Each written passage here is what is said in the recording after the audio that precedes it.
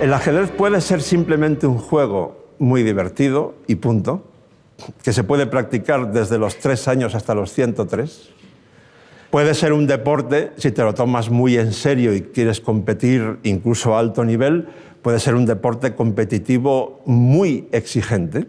Puede ser un arte también a veces. Puedes conseguir crear belleza en tus partidas. Pero lo que más me apasiona a mí últimamente del ajedrez es su enorme utilidad como herramienta pedagógica. Saber ganar y perder en el ajedrez se desarrolla de una manera muy especial. La suerte prácticamente no influye.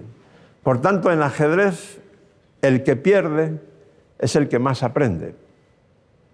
Si yo juego una partida ahora contigo, con Bernardo, y tú me ganas, yo me voy a ir al hotel o a mi casa pensando, ¿por qué he perdido hoy? Evidentemente porque Bernardo ha jugado mejor que yo, sí, pero ¿dónde me he equivocado?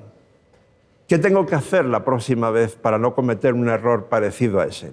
Es decir, estoy desarrollando el pensamiento autocrítico de una manera muy intensa. La cantidad de valores, habilidades, etcétera, cualidades que puede aportar el ajedrez es muy amplia, pero por citar alguna más, la empatía, el autocontrol, control del primer impulso, la disciplina, la adaptación al entorno, al colegio, al alumnado, a los docentes, el control del tiempo, la administración del tiempo, el pensamiento flexible, que es una cualidad importantísima en el siglo XXI, pero dado que hablamos de valores, ¿cómo aplicar el ajedrez en infantil para transmitir valores a niños de 2 a 5 años? Ahora os invito a viajar a Colombia, a Bogotá, y allí estamos en los centros allí se llama preescolar, o sea, de infantil, de Adriana Salazar, que está aplicando las teorías de educación innovadora de la Universidad de Harvard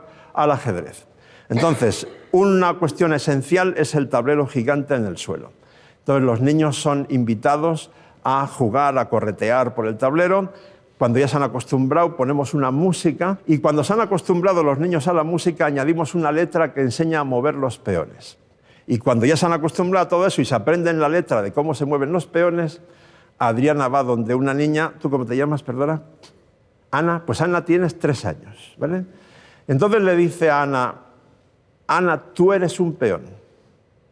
Y como eres muy valiente, nunca vas hacia atrás, solamente vas hacia adelante.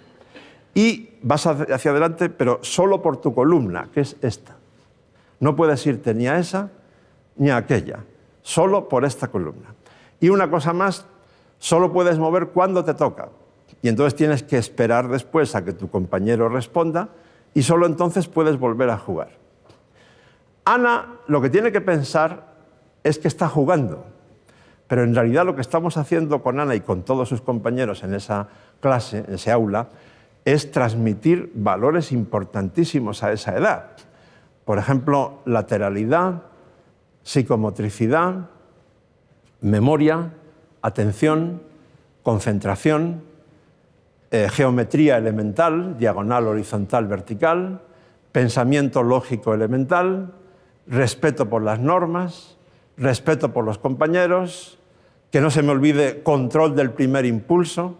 ¿Alguno de ustedes conoce otra herramienta pedagógica, aparte de la música, que en este caso ya está integrada en lo que acabo de explicar, que pueda ser tan lúdica, tan divertida y tan eficaz para transmitir tantos valores en tan poco tiempo? El ajedrez es el mejor gimnasio de la mente, pero de forma preventiva.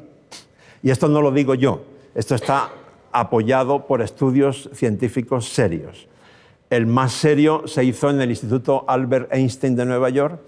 Consistió en estudiar a 461 personas mayores de 65 años durante 21 años consecutivos. Los dividieron en diferentes grupos y al final los que más aumentaron su reserva cognitiva, que para que todos lo entendamos es un depósito que tenemos en el cerebro que cuanto más lleno esté, menos riesgo hay de que suframos una demencia senil.